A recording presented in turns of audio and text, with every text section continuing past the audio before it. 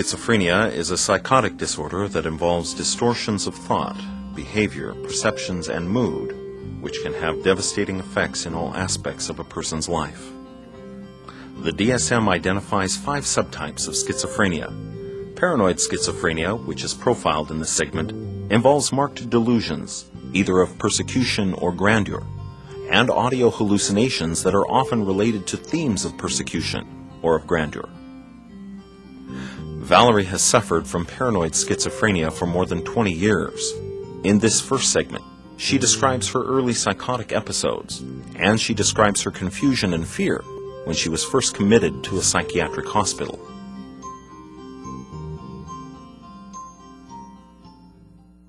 I was married 8 years, and the last 4 years of the marriage were getting pretty bad. And I often wonder if I had a tendency towards mental illness, and the stress and strain of the marriage is what brought it out. Because nobody else in my family has been in a psych ward. I'm the only one.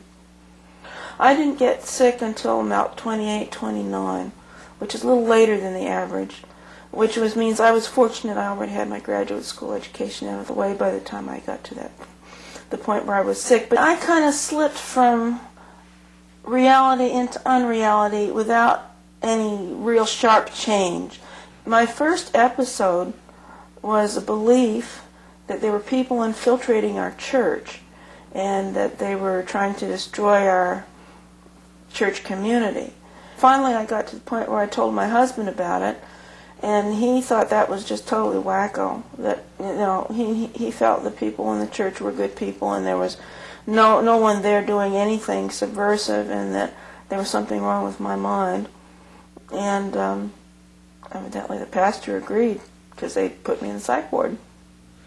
You know, I was just sure that the people running the psych ward were going to kill me, and I was sure that the medicine they were giving me was poison.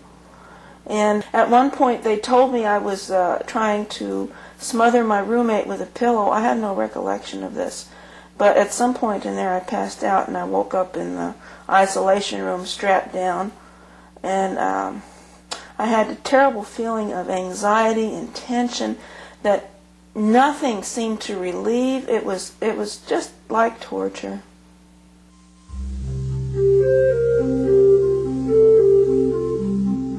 Some subtypes of schizophrenia cause people to become emotionally blunted and incoherent. People with paranoid schizophrenia, however, remain emotionally expressive and lucid. They will typically construct intricate and complex delusions about the nature of their persecution.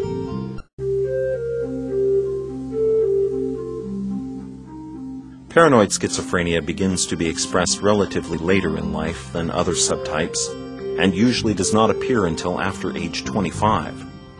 Although paranoid schizophrenia can be devastating, this subtype responds well to medications, and it has the highest rate of recovery.